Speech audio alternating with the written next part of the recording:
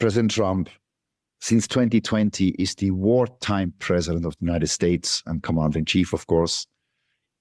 Mr. Biden, that you saw, has been buried in Arlington on the 20th of January, 2021, when all, not you, but when all this deep state fought. That's the inauguration of our man, Joe Biden. This is not Joe Biden. I've published the side-by-side portraits with the signatures. Trust me, it's not Joe Biden. The man that you see today on CNN is not Joe Biden. He's working for us, or President Trump and the US military. He's a great actor. Arthur Roberts, mostly it's him. He's playing a gay camp. I don't know where I'm going. And he's falling down the stairs of Air Force One and all that. Brilliant man, I mean, as an actor. And it's the end game now, which means it comes to a head very soon.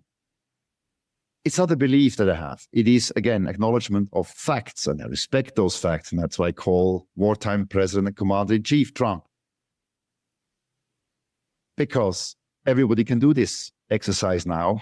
You go to the whitehouse.gov website, you type in 13848, you hit enter. Then comes the extension of a national emergency presidential executive order. Authored, signed, and acted by President Donald J. Trump on the 12th of September 2018. It's an extension in the whitehouse.gov website dated the 7th of September 2023, signed by Joseph R. Biden Jr. What's missing? The president title. So this is right in front of you. It's now coming out so that you can understand what's going on. I don't care if you believe me, really. I don't. I'm delivering you facts that are verifiable. I hate this word fact-checking. That's a deep state, less stupid connotation. It's called check and verify. Ronald Reagan said that once. He's a good guy. So check and verify that. The documents.info give you all the blueprints. It is the way it is. And the US military is on a mission. It's a global US military operation. The United States is formally at war since 2020. The National Guard and all the veterans that are listening now and members of the US military, you know it. Your President Trump has federalized the National Guard of the United States. Up to then, the National Guard was state-bound. Texas National Guard, Florida National Guard, New York State National Guard, Illinois National Guard. They have been federalized for a purpose to reinforce the forces, to make sure that President Trump could mobilize into active war duty National Guard soldiers. Ladies and gentlemen, this is a mobilization of wartime service. Men and women, decent people of the United States military have been drafted into a wartime active duty. 1 million of them. 1 million. Putin, his colleague, is dealing with this whole deep state NATO and Zelensky regime with 200,000 Russian soldiers, officers. President Trump has mobilized 1 million people to prepare to do what he has to do, take out the deep state.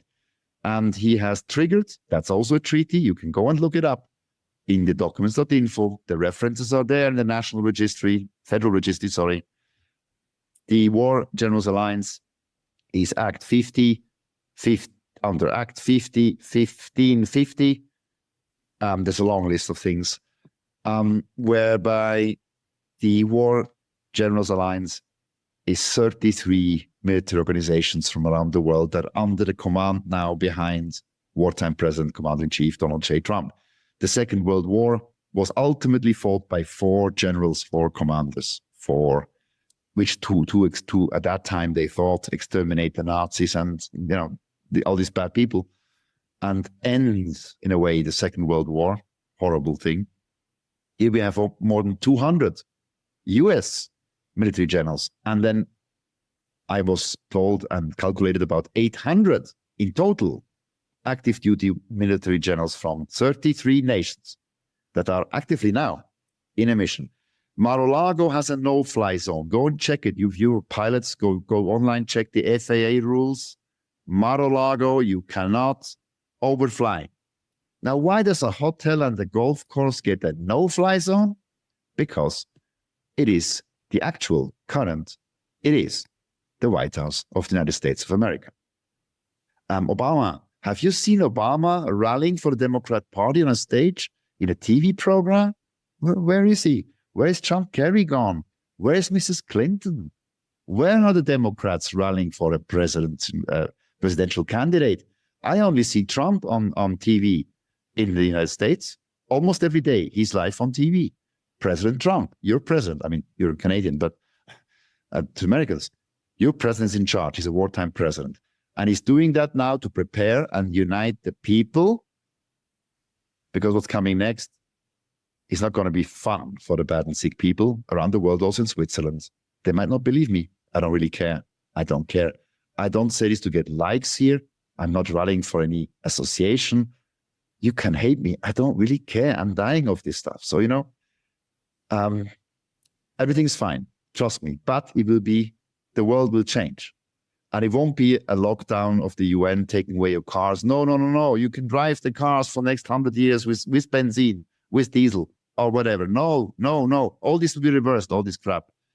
But justice, because we just asserted justice is unreliable. Also in New York, President Trump, as the wartime president and commander-in-chief in a wartime, does not respond to civil and federal courts. He only does to military justice. And just for the audience, U.S. military justice, the United States Manual of War, the War Law Manual, 2015, revised 2023, which includes now war crimes by civilians.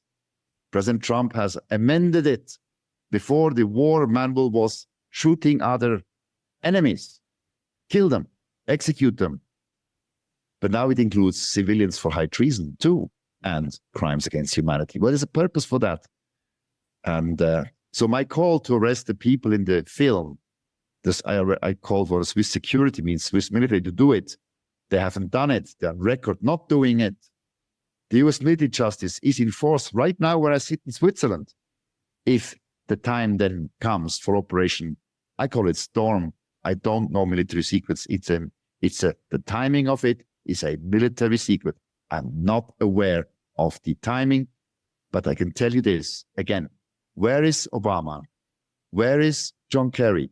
Where is Mrs. Clinton? Where are those traitors? Where are they on stage? It's a presidential race. We can agree to that, right? Officially opened.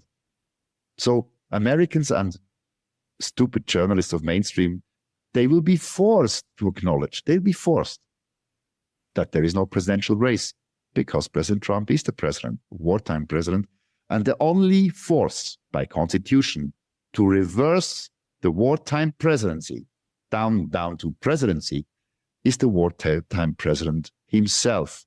The United States is in a war, and he has put the United States under a military occupancy. Military justice is in force, elle est en vigueur, and Joe Biden has been already executed for high treason and has been buried. The man that you see is not Joe Biden. I don't need you to believe me or not. It is the fact. He's not. And that explains everything. There are no U.S. troops in Ukraine. There are no U.S. troops in Ukraine because it's a deep state. And President Putin and Trump have agreed in Helsinki 2018 to cooperate. When Putin gave him the famous football in the press conference and said, "Dear Mr. President," they look in their eyes, not too much smile, not too much joke, gave him the football. Trump took it. They look at each other, and Putin then finished his sentence and said, "The ball is now in your court."